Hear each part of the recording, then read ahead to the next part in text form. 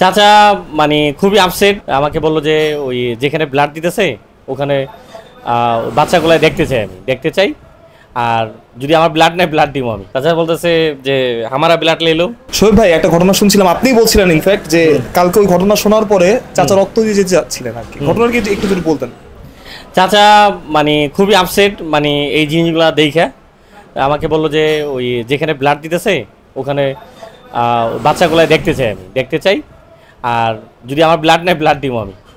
তারপর চাচা বললো যে, আমি বললাম এত বয়স, মানে তারপর সে বলতেছে যে মানে আমার মনের একটা ইচ্ছা, মানে একটা শান্তি পাবো গেলে, কারণ এই বয়সে যাইব নিয়ে আসা নেওয়া।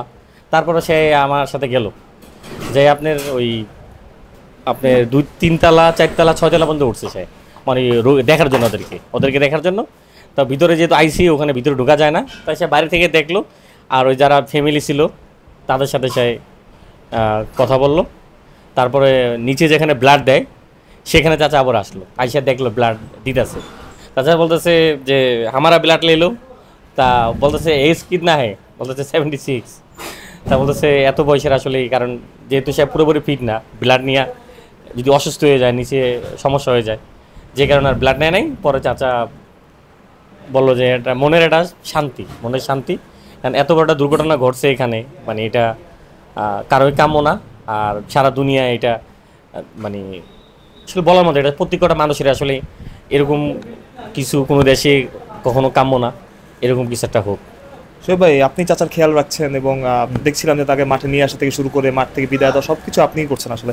তো ব্যাপারটা কি, চাচার আসলে কেমন লাগছে বাংলাদেশে এবং কি বলছে তিনি আপনাকে তো সব শেয়ার করছেন। চাচা 98-এ আসে এখানে, তারপরে 2025-এ আসে, প্রায় 27 বছর পরে চাচা অনেক কিছুই চাচার মানে পরিবর্তন দেখে, যে আসলে আগে যে বাংলাদেশ দেখছে সেই বাংলাদেশ অন্যরকম একটা বাংলাদেশ। তা সব কিছু মিলে সেই প্রত্যেকটা মুহূর্ত সে এনজয় করতেছে। এমনকি বাংলাদেশের দর্শক যারা, বাংলাদেশের মানুষ, তাদের সাথে খুব মিশে গেছে। কারণ যারা ছোটোবেলা থেকে অনেকে যারা চাচারা দেখে মানে এই ক্রিকেট খেলা দেখছে, মাঠে যাইতো, এই আগে যেরকম ছিল এখন ওরকমই।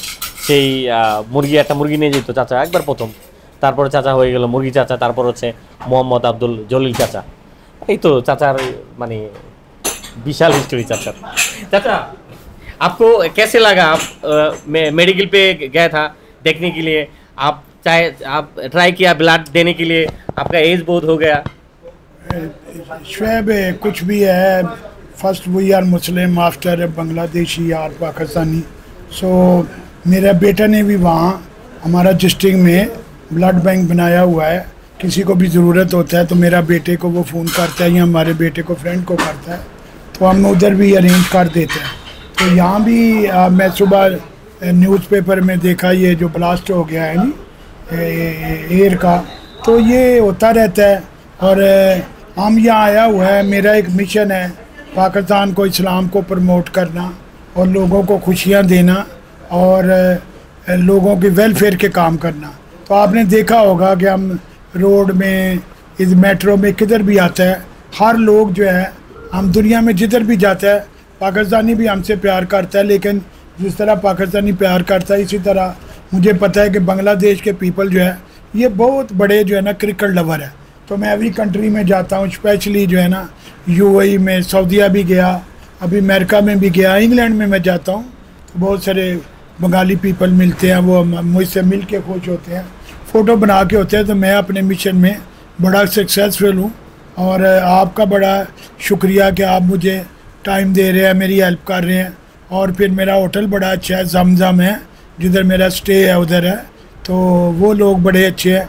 उधर नियर ज़िम्मेदार मस्जिद है, वेरी वेरी नियर, तो आई एम वेरी हैप्पी।